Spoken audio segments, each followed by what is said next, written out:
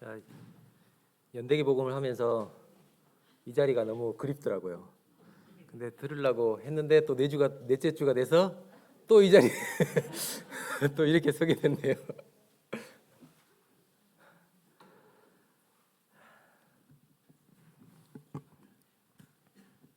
앞에 무슨 그림이 보이시나요?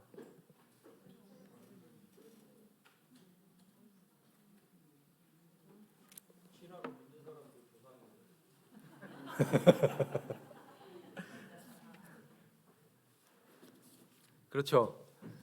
어, 조상으로 보이는 사람도 있을 것이고 그냥 동물로 보이는 사람도 있을 것입니다. 여러분들 혹시 조상으로 보이시는 분이 있습니까? 있으실 거예요. 네. 조상이라고 하면서 저기 동물원에 가보면 다 가둬놓고 이렇게 있어요. 그죠? 막 돌 던지고 조상이라고 하면서 뭐가 앞뒤가 안 맞죠. 네. 왜 저 이 사진을 가져왔냐 그러면 최근에 뉴스에 이런 이제 뉴스가 나왔더라고요. 이 사진과 그대로 해서 제목이 기후 변화 인간이여 원숭이까지 나무에서 끌어내린다라는 기사가 나와 있더라고요. 자, 이게 기후 변화 때문에 사람이 나무 위에 살았는데 이제 내려왔듯이 원숭이도 지금 기후 변화 때문에 나무 위에서 살지 못하고 땅으로 내려와서 이렇게 다니고 있다 이런 기사가 나왔는데 그 내용이 이렇게 있어요. 네, 그 내용인즉 이렇게 읽어보니까 요즘에 기후 변화가 너무 빨라가지고 원숭이가 사람으로 진화를 못한다고 이렇게 진화하는데 위험이 된다고 이렇게 뉴스가 나와 있더라고요. 참 이게 웃어야 되는 건지 참 그러더라고요.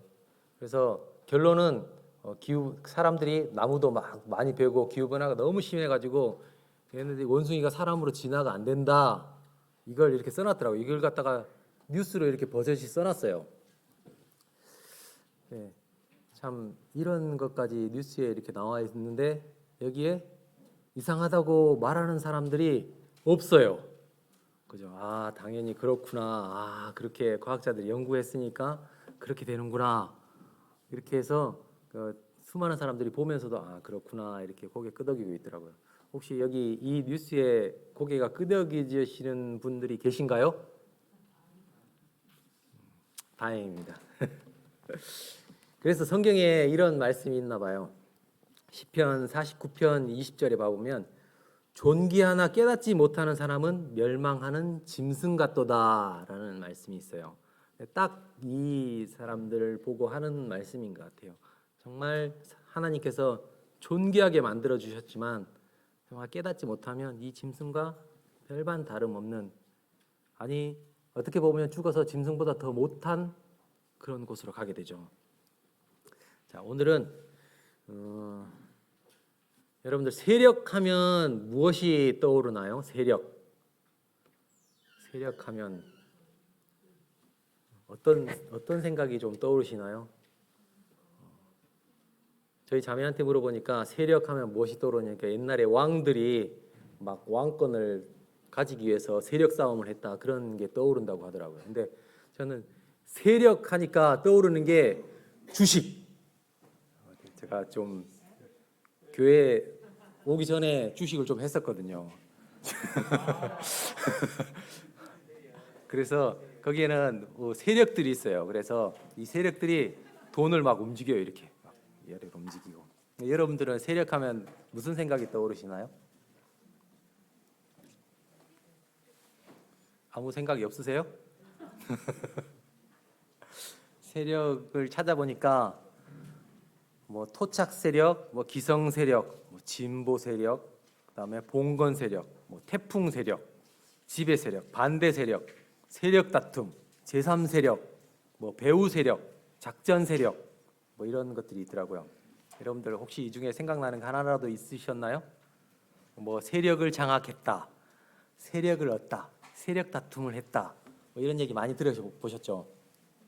근데 세력하면 좋은 생각이 나세요? 그렇지 않으면 나쁜 생각이 먼저 나세요? 안 좋은 생각이 먼저 나죠. 왜 그럴까요? 세력은 그냥 권력이나 기세나 힘 뭐 이런 것들인데 왜 안 좋은 생각이 날까요? 그 속담에도 이런 속담을 여기서 얘기를 해도 될지 모르겠지만 속담이 이렇게 기록되어 있어요. 속담에 재물이 있고 세력이 있으면 밑구멍으로 나팔을 분다 이런 얘기가 있어요. 제가 지어낸 거 아닙니다. 자, 재물과 돈이 있고 세력이 있으면 못하는 짓이 없음을 비유적으로 나타내는 말이라고 합니다. 그런데 오늘 제가 얘기하고 싶은 건 이제 죄의 세력에 대해서 말씀드리고 싶어서 이 세력을 얘기를 했습니다. 우리가 가만히 죄에 대해서 가만히 생각해 보면 죄는 단 한 가지로 끝나지 않습니다. 그죠? 여러 가지가 뭉쳐서 끝까지 몰고 가요, 죄. 그래서 죄는 혼자 움직이는 게 아니고 세력을 가지고 이렇게 움직이게 돼 있어요. 그래서 이 시간에는 죄의 세력에 대해서 우리가 알아보도록 하겠습니다. 로마서 1장 28절부터 31절까지 봐보면 이제 죄들에 대해서 수없이 기록되어 있어요. 자, 죄들에 보면 뭐 불의, 추악, 탐욕, 뭐 미워하고 배악, 무정한, 무자비 뭐 여러 가지가 기록되어 있는데 뭐 굳이 설명을 하지 않아도 이 부분에 대해서 여러분들 잘 알고 계실 겁니다. 그런데 이 죄들이 생겨나는 이유가 28절에 나와 있어요. 죄가 우리를 지배하고 역사하는 이유가 우리 마음에 하나님 두기를 싫어하는 데서부터 출발을 합니다. 하나님께 반역한 사단으로 인해서 사람이 그 속에 빠져 마음에 하나님 두기를 싫어하고 그로 인해서 이 죄의 세력들이 우리를 감싸고 빠져나가지 못하게 하는 것입니다. 자, 실제로 이제 죄의 세력들이 성경 속에서 이제 사람에게 어떻게 영향을 미치는지 한번 살펴보도록 하겠습니다. 여러분들 그 성경에 봐보면 가장 유명한 인물이 누군가요? 예수님 빼고 그렇죠. 다윗 우리가 정말 좋아하고 성경을 알지 못하는 사람들도 다윗에 대해서는 아주 잘 알고 있을 것입니다. 다윗, 골리앗을 죽인 다윗. 네, 오늘은 제가 다윗을 통해서 다윗을 존경하지만 다윗을 통해서 죄의 세력에 대해서 좀 낱낱이 한번 말씀드려 볼까 합니다. 자, 이제 성도님들은 너무나도 잘 아는 사건이지만 이제 새로 오신 분들은 잘 모를 수 있기 때문에 다윗에 대해서 잠깐 말씀드리도록 하겠습니다. 다윗은 그 골리앗을 죽이고 그 다음에 이스라엘 왕이 됐어요. 그리고 지금은 이제 이스라엘 주변 국가들을 정리하고 있는 시기였어요. 현재는 암몬 자손과 전쟁을 치르고 있는데 그들의 도성 랍바를 갖다가 완전히 포위하고 그 다음에 군장관 요압을 보내서 이 성을 완전히 포위하고 다윗은 이제 궁에 있는 그런 상황입니다. 자, 이제 여기서부터 죄가 시작이 됩니다. 자, 죄의 저녁 때에 다윗이 그의 침상에서 일어나 왕궁 옥상에서 거닐다가 그곳에서 보니 한 여인이 목욕을 하고 있는데 심히 아름다워 보이는지라. 자, 다윗이 사람을 보내 그 여인을 알아보게 하였더니 그가 아뢰되 그는 엘리암의 딸이요 햇사람 우리아의 아내 밧세바가 아니니까 하니. 자, 죄의 시작 참 우연히 일어나는 것처럼 보입니다. 내가 의도하지 않았고 내가 생각하지 않았는데 우연히 우리에게 닥치는 것처럼 느껴집니다. 그러나 우리 마음속에는 사단과 죄를 따르는 이 악한 마음이 우리를 지배하고 있어서 죄는 우연히 그리고 의도치 않게 우리 마음에 다가오는 것이 아닙니다. 우리가 그곳에 빠지기만을 기다리는 늪처럼 준비되어 있습니다. 처음에는 발목, 그 다음에 발목을 지나 무릎, 가슴, 배, 가슴, 머리까지 이렇게 완전히 잠식해서 빠져나오지 못하게 해서 결국엔 죽음에 이르게 하는 늪처럼 죄는 사람에게 정말 별것 아닌 것처럼 다가와서 정말 모든 것을 잠식해 버립니다. 분명히 다윗에게도 시간이 있었어요. 다윗이 정말 아름답구나 하고 거기서 멈출 시간이 충분히 있었어요. 자, 처음에 사람을 보냈어요. 신하를 보냈어요. 보낼 때도 시간이 있었고, 그 다음에 신하가 다시 와서 보고하고 다시 또 전령을 보내요. 그럴 때도 또 시간이 있었어요. 근데 충분히 바로잡을 수 있는 시간이 있었음에도 불구하고 그렇지 않았어요. 사단은 정말 계획적으로 철저하게 준비해서 우리의 가장 약한 곳을 공략합니다. 그래서 자신의 종으로 부리기에 가장 좋은 상태를 만들어갑니다. 그래서 사람들에게 정말 우연인 것처럼, 그렇게 된 것처럼 가장하고 사람들을 속입니다. 죄가 시작됐을 때 그냥 사람들은 거기서 멈추면 되는데 그렇게 하기가 너무 힘들어요. 자, 가인과 아벨을 기억하실 겁니다. 자, 처음에 살인을 저질렀던, 성경에 맨 처음 나와서 동생을 죽인 가인에게도 하나님께서는 말씀하셨어요. 죄를 다스려라. 그런데 그렇게 하지 못하고 결국은 동생을 죽이고 말았어요. 하나님이 없다고 하는 사람도 마찬가지예요. 죄를 다스릴 수가 없어요. 왜? 죄의 종이기 때문에, 사단의 종이기 때문에 죄를 다스릴 수가 없고 죄에게 다스림을 받는 존재가 되어서 결국에는 지옥으로 갈 수밖에 없는 존재가 되어버립니다. 자, 이제 다윗이 전령을 보내요. 또 신하를 보내고 또 전령을 보내고, 그래서 이제 밧세바를 데리고 와서 더불어 동침하게 됩니다. 남의 아내와 동침하게 됩니다.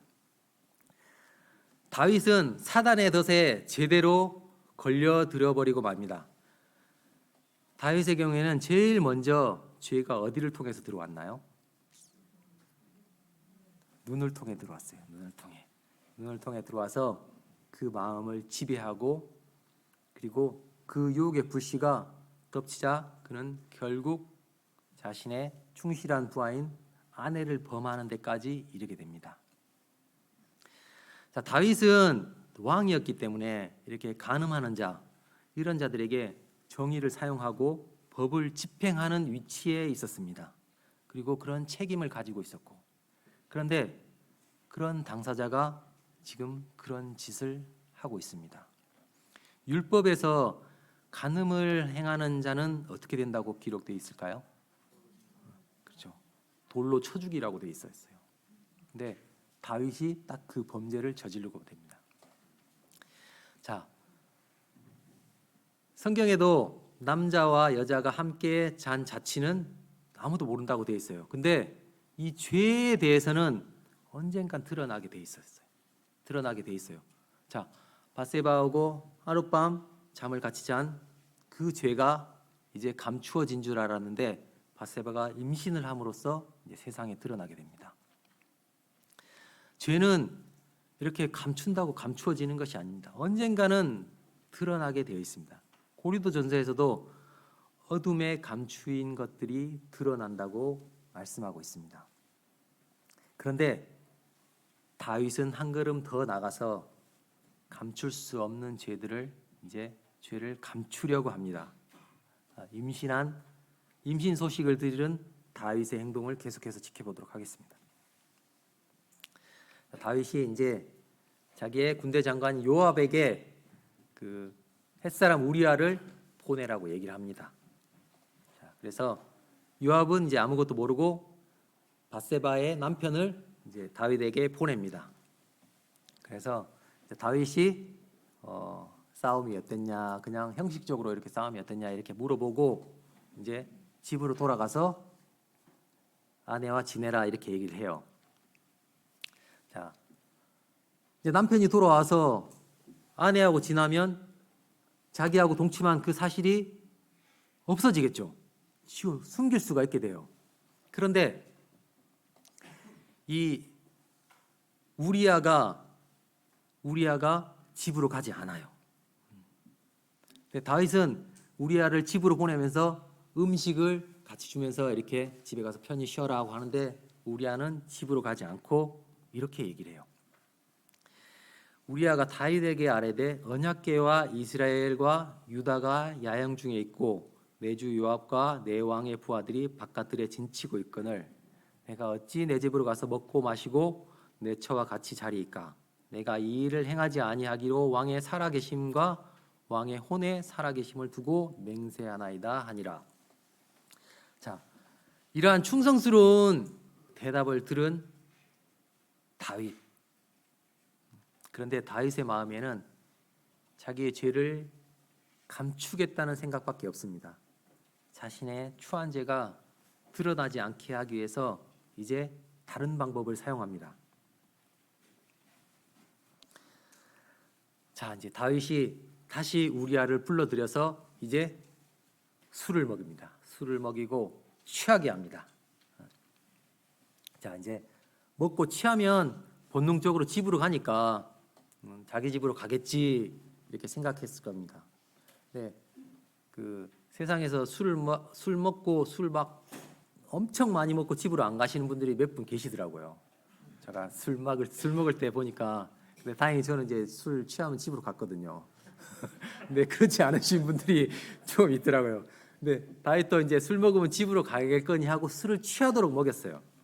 근데 우리아는 그렇게 하지 않았어요. 집으로 가지 않았어요. 사람이 어떤 의도로인지 사람을 취하게 하는 것은 정말 사악한 짓이고 이성을 도덕질하는 짓입니다. 이것은 사람의 금전을 취하는 것보다 탈취하는 것보다 훨씬 더 악한 것입니다. 하박국 2장 15절에도 봐보면 이웃에게 술을 마시게 하되 자기의 분노를 더하여 그에게 취하게 하고 그 하체를 드러내게 하는 자에게 화 있을 진저라고 얘기를 하고 있습니다. 정말 이 정도 되면 다윗은 자신 왕이니까 자신의 잘못을 인정하고 해결 방안을 찾아도 될 것입니다. 근데 다윗의 마음에는 이제 돌이킬 수 없다고 생각합니다. 지금까지 이렇게 감춰왔는데 이게 아까워서라도 용서를 빌면 안 되겠다고 생각을 하는 거예요. 우리도 이런 경험들이 참 많이 있을 거예요. 잘못된 것인지 알면서도 고집을 피우고 들키지 않으려고 하고 또 다른 방법을 찾아서 그걸 또 감추려고 하고, 이것이 죄의 세력입니다. 세력. 결코 한 가지만으로 끝나지 않는 죄의 세력. 계속해서 자극하고 나락으로 끌어들입니다. 죄는 이렇게 말해요. 항상 이제 조금만 더 하면 완벽하고 아무도 모를 수 있어 라고 말합니다. 근데 그럴 때마다 우리 마음 한켠에 찌르는 무엇인가가 있어요. 정말 일말의 양심이라도 있으면 정말 지금이라도 늦지 않았으니까 빨리 회개해라 라고 얘기를 하는데, 죄의 세력은 그것까지 완전히 다 덮어버립니다. 그래서 다윗은 이제 더 사악한 일을 합니다. 이제 사단은 다윗에게 우리아를 제거하고자 하는 생각을 심어줍니다. 육신의 욕망이 얼마나 그 영혼을 대적하는지, 황폐하게 만드는지, 사람의 정욕이 그 사람을 얼마나 맹목적으로 만들고 마음을 강팍하게 하고 양심을 마비시키는지, 염치와 정의감을 박탈해 가는지 보게 됩니다.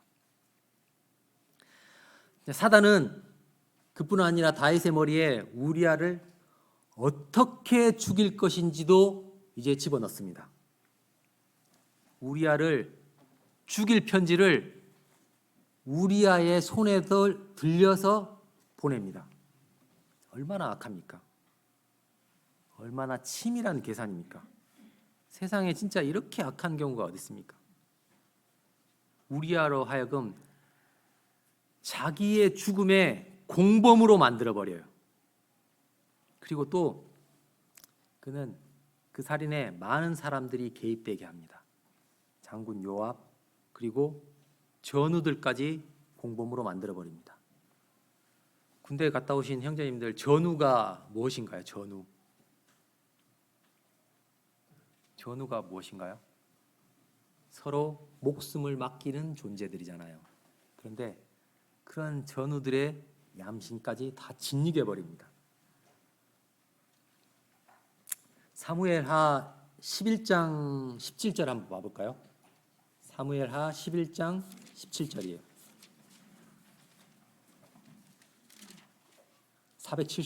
479페이지네요. 사무엘하 11장 17절.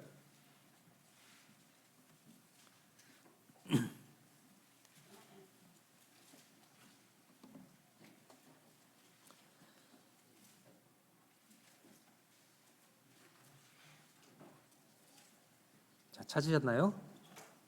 자, 17절에 봐보면 그 성 사람들이 나와서 요압과 더불어 싸울 때 다윗의 부하 중 몇 사람이 엎드러지고 햇사람 우리아도 죽으니라. 자, 다윗의 이 죄로 말미암아서 햇사람 우리아만 죽인 게 아니에요.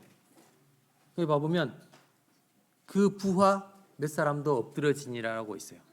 이제 다른 사람들에게까지 피해를 줍니다. 같이 죽여요. 그런데 죄의 세력에 눈이 가려워진 다윗은 이 일을 그냥 서슴지 않습니다. 완전히 죄의 세력에서 잠식당해서 어떤 악한 일을 해가고 있는지 알려고 하지도 않아요. 자신의 양심을 완전히 꽁꽁 숨겨버립니다. 자, 이 계획은 이제 부하들에 의해서 실제로 일어나게 됩니다. 여기 봐보면 이제 요압이 전쟁을 치르고, 근데 전쟁을 치르는 동안 엄청난 큰 실수를 한 것 같아요. 너무나 수치스러운 일을 요압이 전쟁을 치르는 동안 일어난 것 같아요. 그래서 왕에게 보고하지 않을 수가 없는 그런 상황이 일어났어요. 이거 봐보면 아비멜렉이 왕이 되고자 해서 막 여러 성을 쳐부실 때 여자가 맷돌로 떨어뜨려서 아비멜렉을 죽인 그 수치스러운 일이 있었거든요. 그만큼 수치스러운 일이 요압에게 일어났어요.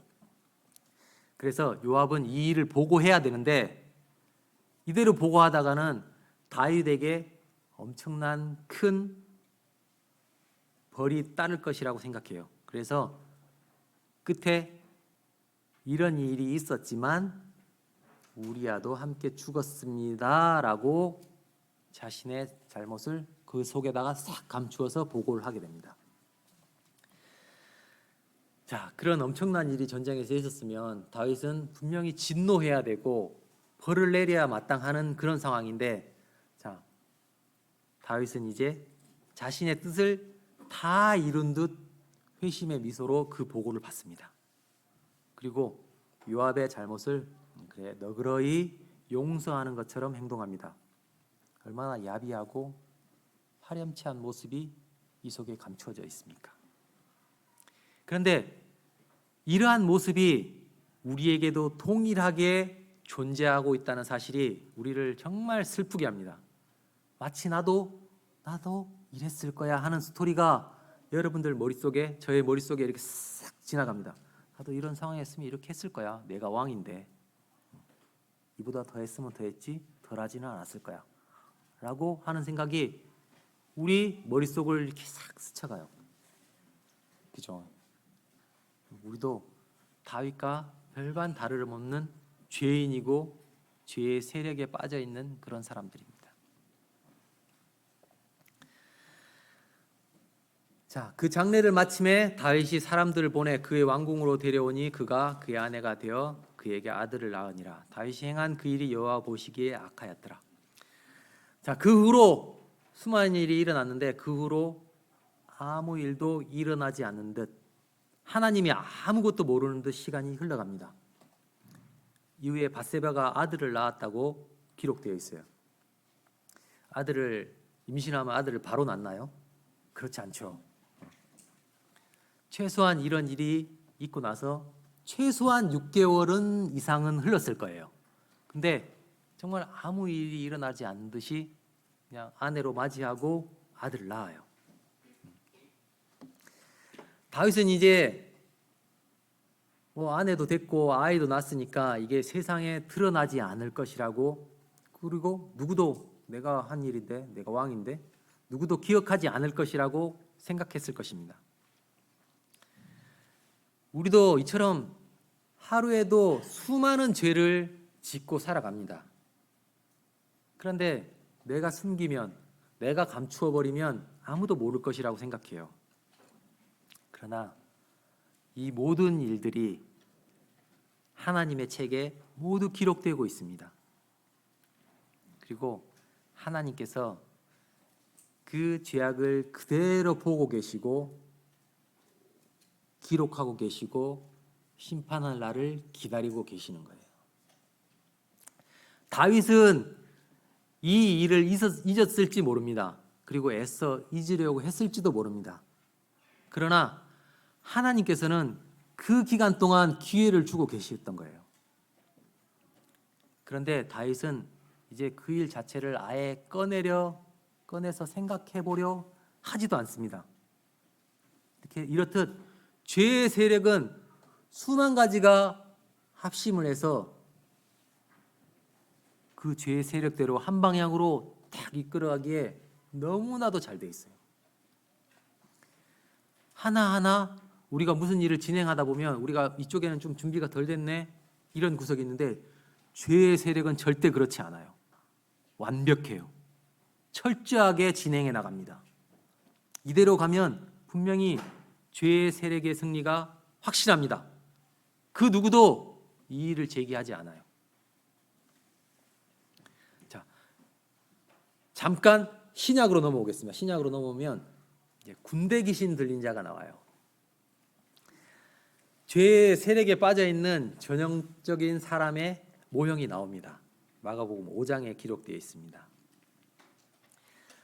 자, 이 죄의 세력에 귀신에 사로잡힌 자는 더러운 곳에 생활합니다. 무덤 사이에 생활하고, 그리고 이 죄의 세력은 계속 우리 마음을 더러운 곳으로 이끌어 가려고 합니다. 그리고 우리 마음을 지배하려고 하고. 자, 그 사람은 무덤 사이에 거하는데 이제는 아무도 그를 쇠사슬로도 맬 수도 없게 되었으니 이는 여러 번 고랑과 쇠사슬에 매었어도 쇠사슬을 끊고 고랑을 깨뜨렸습니다. 그리하여 아무도 그를 제어할 힘이 없는지라. 그는 힘이 매우 세서 아무도 제어할 수 없고 밧줄과 쇠사슬, 쇠고랑으로도 그를 메어 놓을 수 없는 비참한 상태에 있습니다. 도덕이나 질서, 법, 그리고 여러 가지 제도들, 이런 것들은 죄인들을 악한 길에서 막아주는 쇠사슬과 쇠고랑과 같은 것입니다. 그러나 죄는 그 맨 것을 언제든지 끊어버립니다. 결박을 너무 쉽게 깨트려버리고 맙니다. 우리가 법이 있다고 해서 죄를 짓지 않는 것이 아닙니다. 도덕이 있다고 해서 죄를 범하지 않는 것이 아닙니다. 죄는 이처럼 그 어떤 것으로도 통제할 수 없는 정말 무서운 세력입니다. 이 귀신 들린 자도 밤낮 무덤 사이에서나 산에서나 늘 소리 지르며 돌로 자기의 몸을 해치고 있더라라고 기록되어 있어요. 그는 자기 자신과 그 주변 모든 사람들에게 공포와 고통의 대상이 됩니다. 마귀는 자기에게 포로된 사람들의 잔인한 주인이에요. 사람이 이성을 잃고 사단의 지배를 받으면 얼마나 비참해지는지 스스로 자신의 몸을 이렇게 막 해치고 있어요. 가끔 그 영화 같은 데 보면 자기 몸을 막 칼로 이렇게 긁고 막 이런 사람들 있죠. 혹시 보셨어요? 고개 끄덕이시는 분들도 있네요. 보셨을 것이라고 생각합니다. 자, 스스로 몸을 해치는데도 주저하지 않아요. 스스로 파멸로 이끌어가면서도 느끼지 못하고 깨닫지 못합니다. 하나님을 믿지 않는 사람들도 이와 같이 지옥의 불못을 향해서 달려가는데도 깨닫지 못해요. 정말 생각해보면 지옥이 없으면 안 될 것 같거든요. 나보다 더 엄청 흉한 사람들이, 그 사람들은 정말 지옥에 가야 될 것 같거든요. 그런데 나는 아닐 거라고 생각해요. 조금만 더 생각해보면 되는데, 스스로 몸을 해치고 있으면서도 알지 못하는 귀신 들린 자와 별 다를 게 없습니다. 정말 조금만 더 생각해보면 세상은 정말 너무나 잘못되고 있고 내 속에 선한 것이 없다는 걸 알 것입니다. 그런데 그런 생각을 하는 대신 그냥 사슬을 끊어버려요. 이 귀신처럼 쇠고랑을 깨트리는 쪽으로 향합니다. 그런데 어떤 일이 일어났습니까? 누구도 통제할 수 없고 쇠사슬 쇠고랑으로도 통제할 수 없었던 귀신 들린 자가 예수님 앞에 예수님을 보고 나와서 절하고 있습니다. 사람들에게 위협이 되고 달려들어 두려움이 되었던 사람, 그 어떤 것으로도 제어할 수 없던 사람이 예수님 말씀 한마디에 앞으로 나와서 절하고 있습니다. 예수님, 이 마귀는 예수님이 누군지 알고 달려오는 것입니다. 영원한 형벌을 내리실 전능하신 하나님이심을 알고 달려와 절합니다. 진노를 면하려고 합니다. 그런데 이들이 가야 될 곳은 정해져 있어요. 예수님께서 귀신에게 물어봅니다. 사람에게 물어본 게 아니에요. 귀신에게 물어봐요. 너 이름이 무엇이냐? 라고 물어봐요. 네, 그러자 귀신은 자랑스럽게 얘기해요. 우리가 엄청 많으니까 우리는 군대입니다 라고 얘기해요. 많아서 자랑스럽듯이. 그래서 이제 그 이후의 스토리는 예수님께서 나가라고 해서 얘들이 돼지떼로 보내주십시오 해서 돼지떼로 보내서 이제 2,000마리나 되는 돼지떼가 몰살하게 됩니다. 죄의 세력은 이처럼 군대 귀신 들린 자처럼 한두 가지 죄가 사람에게 영향을 미치는 게 아닙니다. 복잡하게. 다윗에게도 죄의 세력들 가만히 생각해 보세요. 자, 처음에 눈으로부터 시작된 그 죄들이 들어와서 얼마나 많은 죄들이 한꺼번에 일어나고 사람들에게 공포의 대상이 되었고 얼마나 많은 사람들을 두렵게 했고 마치 군대 귀신 걸린 이 사람하고 똑같습니다. 이게 죄의 세력입니다. 세력. 언제나 작은 틈을 비집고 들어와서 완전히 지배해버리는 죄의 세력. 그 세력 앞에서는 쇠사슬도 쇠고랑도 쉽게 끊어져 버립니다. 더 강한 자가 와서 그들을 제어하지 않으면 제어할 수 없는 죄의 세력, 사단의 세력. 그러나 이들의 마지막은 결정되어 있습니다. 죄의 세력에 동조하는 자, 사단의 지배 아래에 있는 모든 자들의 마지막은 사단의 마지막과 동일합니다. 절대 변하지 않습니다. 죄의 세력에서 사단의 권세에서 벗어나는 길은 오직 더 큰 권세를 가진 말씀만으로 세상을 만드시고 운행하시는 하나님밖에 없습니다.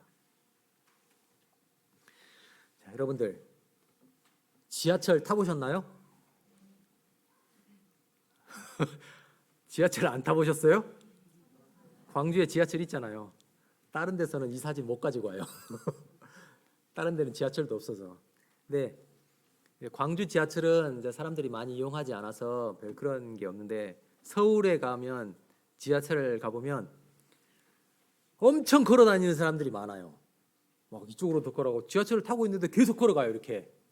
혹시 알고 계시나요? 모르시죠? 저는 서울에서 지하철을 타봤거든요. 막 걸어가요. 이렇게. 이게 이제 나중에 알고 보니까 자기가 내릴 곳에 가까운 곳을 향해서 이렇게 걸어가더라고요. 앞으로 걸어가기도 하고 뒤로 걸어가기도 하고 통로가 지하철 통로가 여러 개가 있잖아요. 거기에서 하려고 이렇게 걸어가요. 근데 자 지하철 안에서 날기도 하고 뛰기도 하고 뒤로 가기도 하고 무슨 짓을 하더라도 지하철은 어디를 향해서 갑니까? 그 다음 역을 향해서 가요. 그죠? 그러니까 그 안에서 무슨 일을 해도 그 다음 역을 향해서 가게 돼 있어요. 자, 우리의 지구를 생각해 볼까요? 우리 지구, 우리 앉아 있는 큰 지구. 우리가 다른 방향으로 아무리 가고 싶어도 지구는 정해진 방향으로 공전과 자전을 합니다. 그죠? 자, 이렇게 공전과 태양을 중심으로 돌고 공전과 자전을 합니다. 우리가 가장 빠른 비행기로 태양의 방향과 같은 방향으로 계속 날아가요. 해가 지지 않을 거야. 그럼 나는 나이를 먹지 않아. 늙어 죽지 않을 거야 하고 계속 날아가요. 그래도 똑같이 하루는 24시간이에요. 그죠?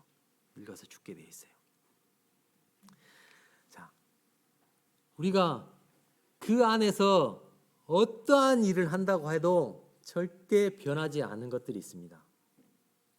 그게 하나님을 믿지 않는 자들이 지옥에 가는 것, 그리고 사단이 지옥에 가는 건 정해져 있어요. 그건 우리가 어떤 짓을 한다고 해도 절대 변하지 않아요. 근데 자, 생각해 볼게요. 지하철 빠른 지하철이 움직이고 있어요. 그런데 누가 그 엄청난 힘으로 지하철 안에 있는 나를 이렇게 싹 끄집어냈어요. 이렇게. 그럼 어떤 일이 생기나요? 이 사람은 어떻게 돼요? 이 사람은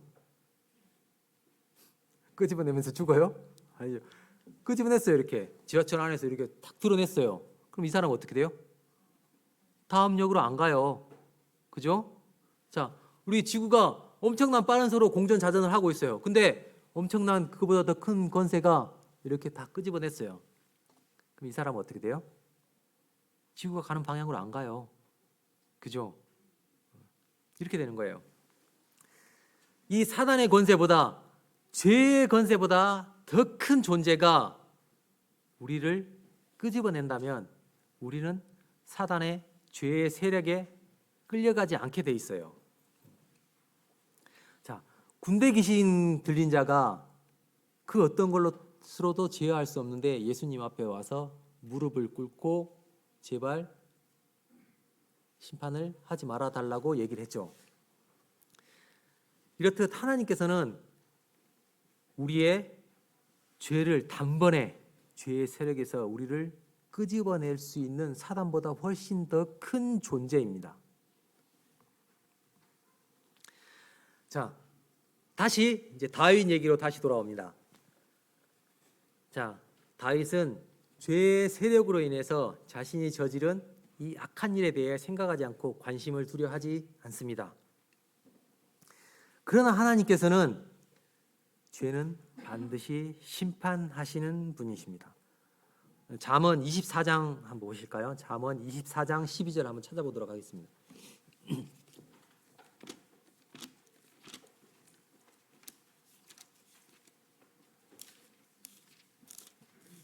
잠언 24장입니다. 938페이지네요. 혹시 주변에 못 찾으신 분 있으면 좀 찾아주시기 바랍니다. 잠언 24장 12절.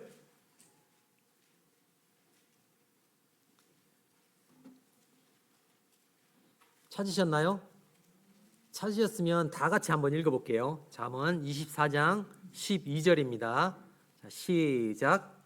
내가 말하기를 나는 그것을 알지 못하였노라 할지라도 마음을 저울질하시는 이가 어찌 통찰하지 못하겠으며 내 영혼을 지키시는 이가 어찌 알지 못하겠느냐.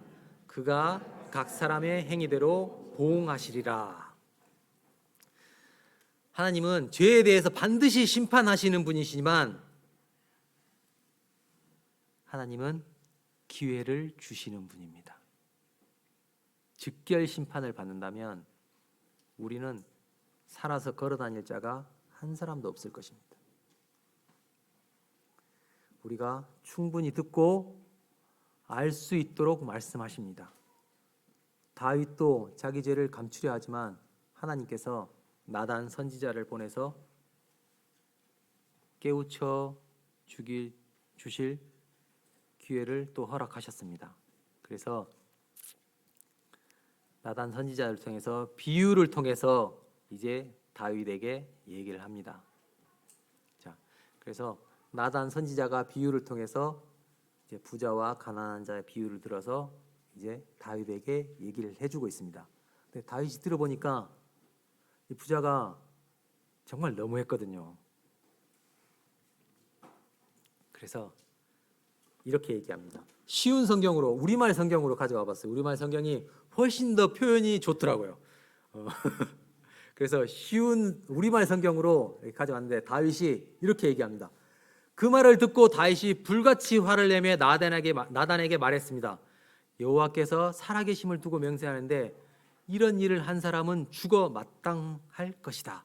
인정머리도 없이 그런 천하의 나쁜 짓을 했으니 그 새끼 양을 4배로 갚아주어야 한다. 라고. 다윗의 마음이 우리말 성경을 통해 들으니까 고스란히 느껴지시죠.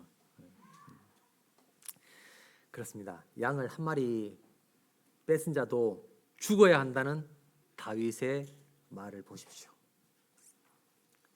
세상에는 이런 말을 이렇게 얘기합니다. 저번 주에도 이런 말씀이 강단에서 들리더라고요. 내가 하면 로맨스, 남이 하면 스캔들. 그죠? 왜 이런 말이 나왔을까요?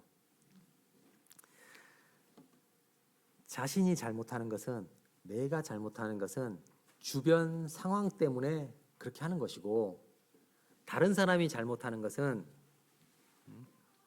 그 사람의 문제야. 이렇게 생각한다고 합니다. 근데 세상 모든 사람들이 다 그렇게 생각해요. 내 건 못 봐요. 내 건 못 봐.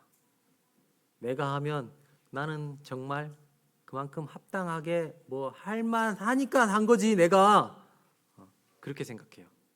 근데 남이 요만큼 잘못하면 저 죽일 놈. 어떻게 저런 일을 할 수 있어? 이렇게 얘기해요. 그죠? 자신은 정말 충실한 부하까지 죽이고 부하의 아내까지 취했으면서 그 양 한 마리 뺏은 사람한테 죽일 놈이래요. 천하의 나쁜 짓을 했대요.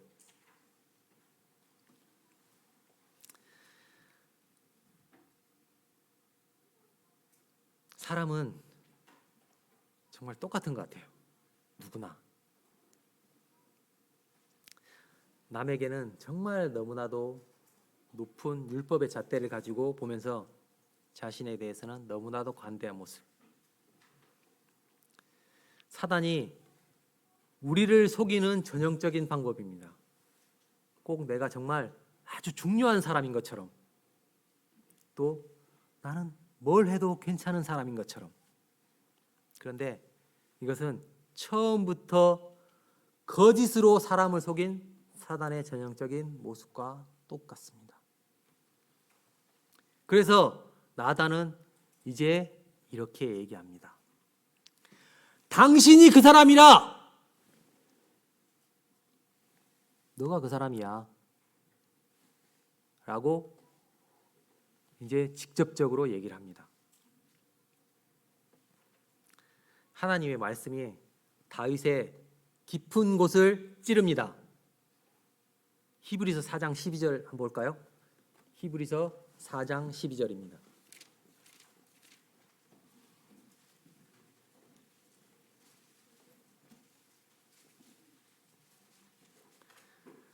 신약 356페이지네요.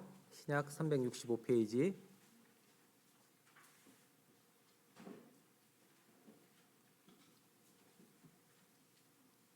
찾으셨나요? 4장 12절 읽어드리겠습니다.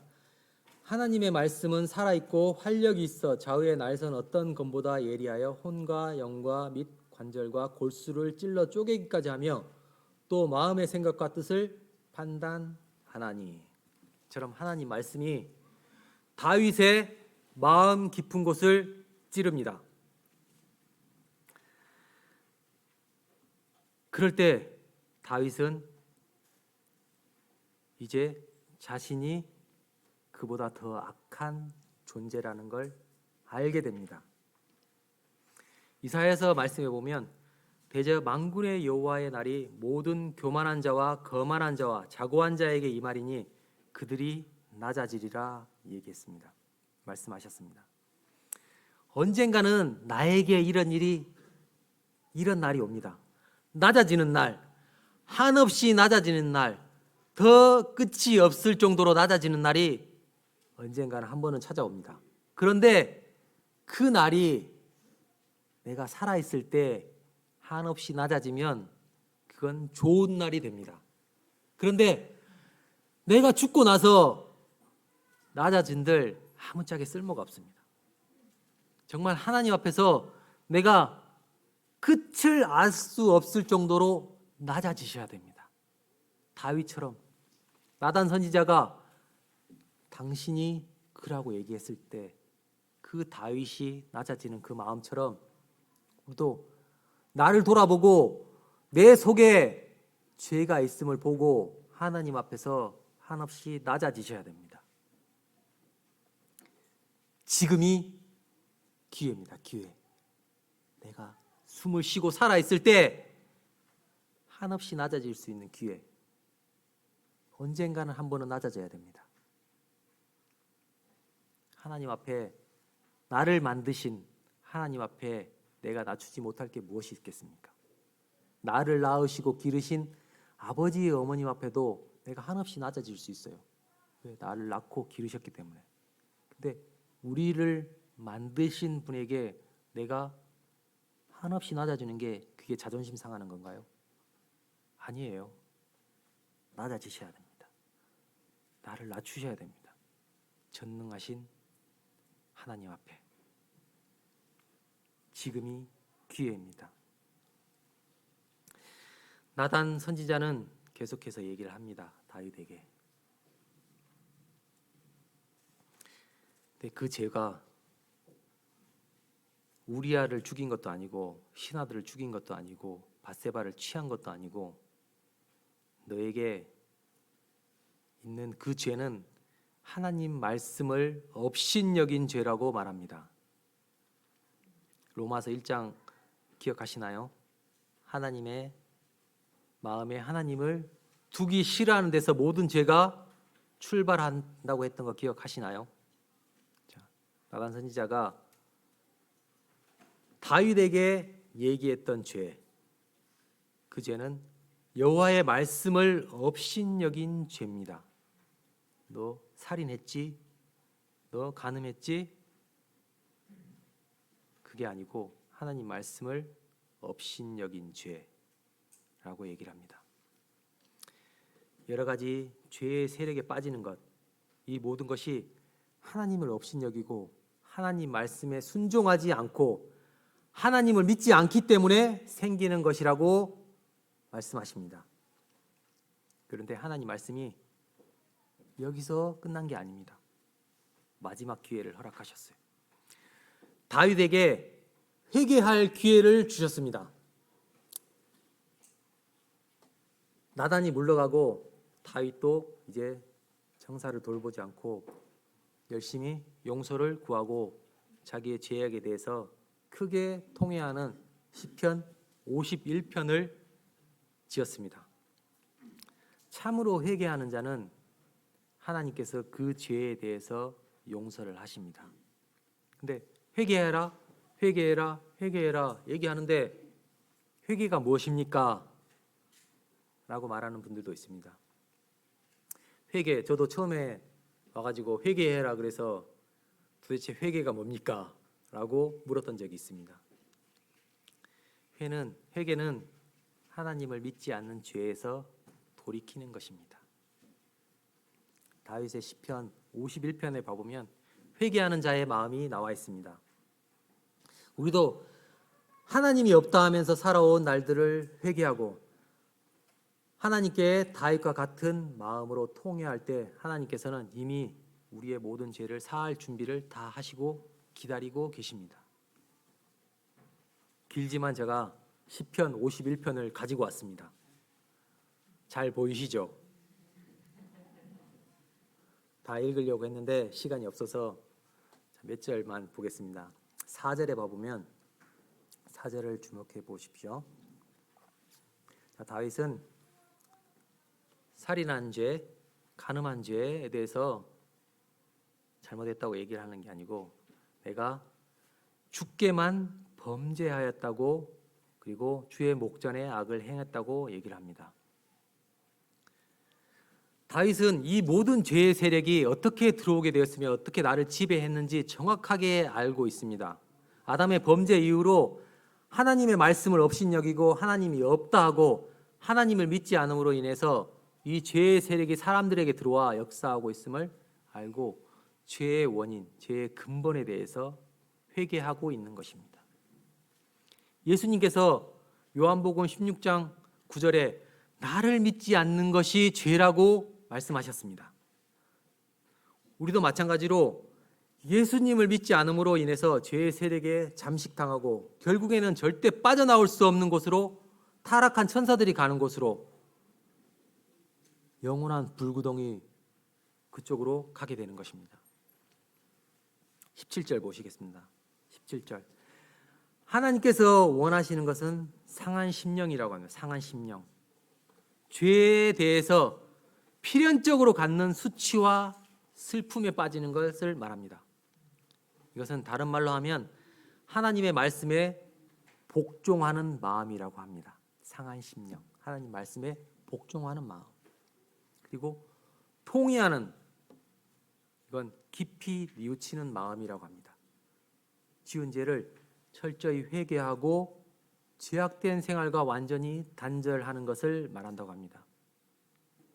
이렇게 내가 죄인인지 알겠어. 근데 나는 어떻게 회개할지 몰라. 그렇게 생각하시는 분이 있다면 시편 51편을 갖다가 한번 읽어보시기 바랍니다.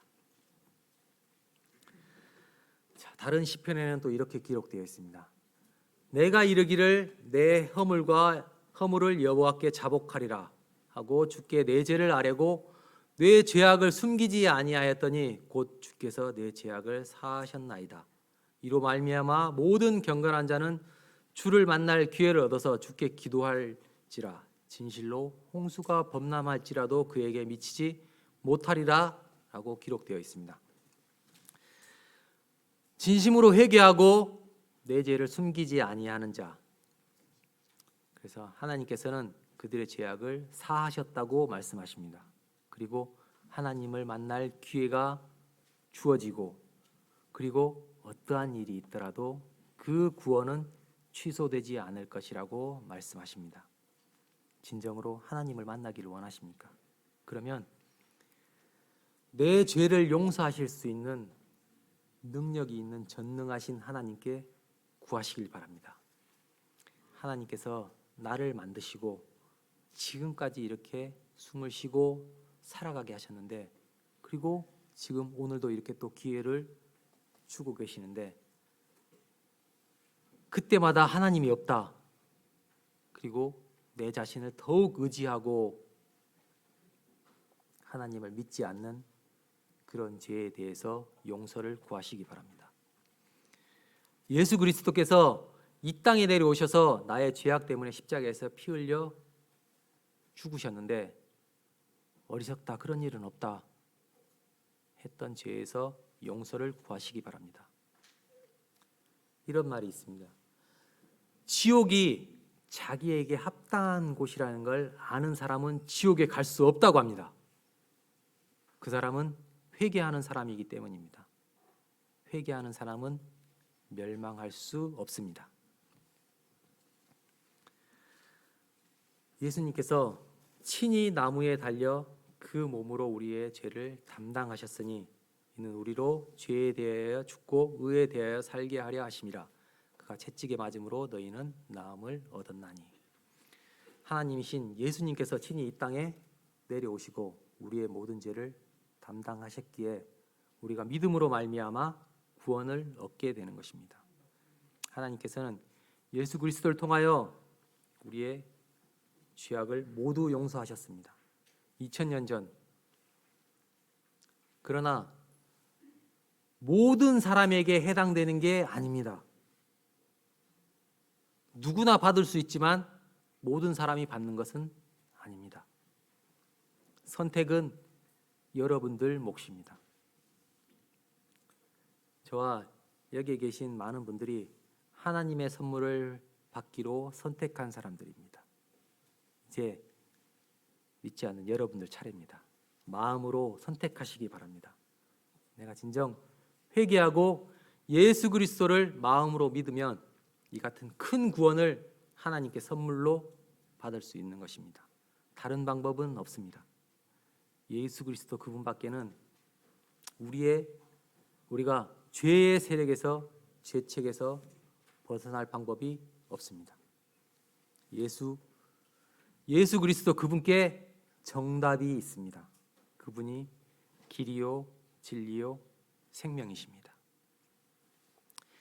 기도하고 마치도록 하겠습니다.